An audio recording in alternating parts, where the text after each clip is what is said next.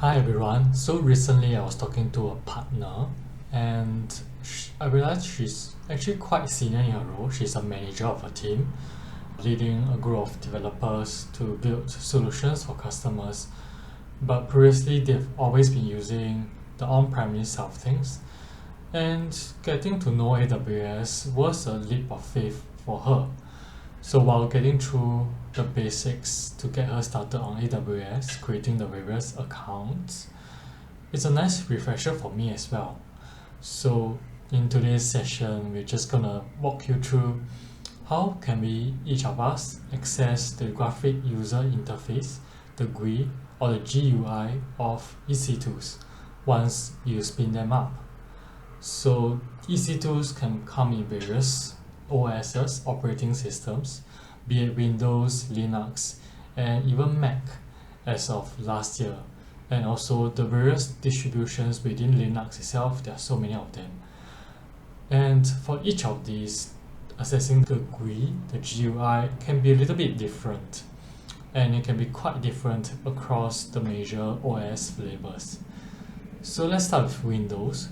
Windows, when you deploy the EC2 instance, I would say it's quite easy in itself.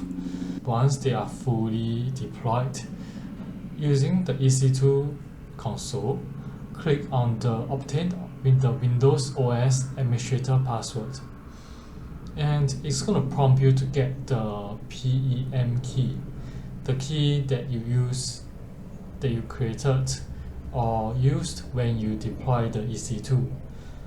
So with that, it's able to generate the Windows OS administrator password for you, and you can use that when you open up the remote desktop application within your Windows OS, the one you're using, to connect remotely to the EC2. So that's it for Windows. Now switching things to Linux.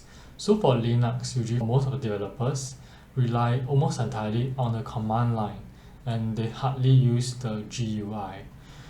But we still can, we definitely can use it, and it comes at quite a process. So just going to show you, this will be the link from Amazon themselves where they guide you through how to install and use the GUI. But I would say if you are a developer, you don't really have to use the GUI.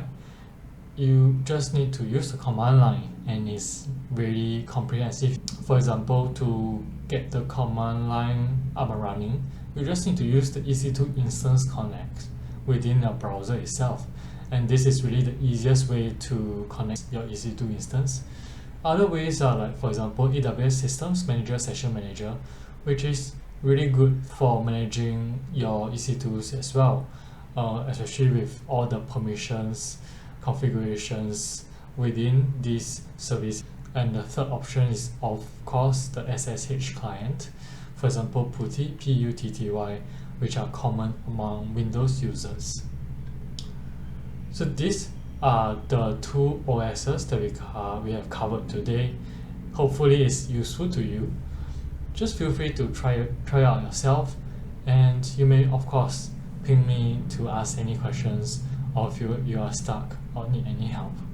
Have a good day and happy DIY.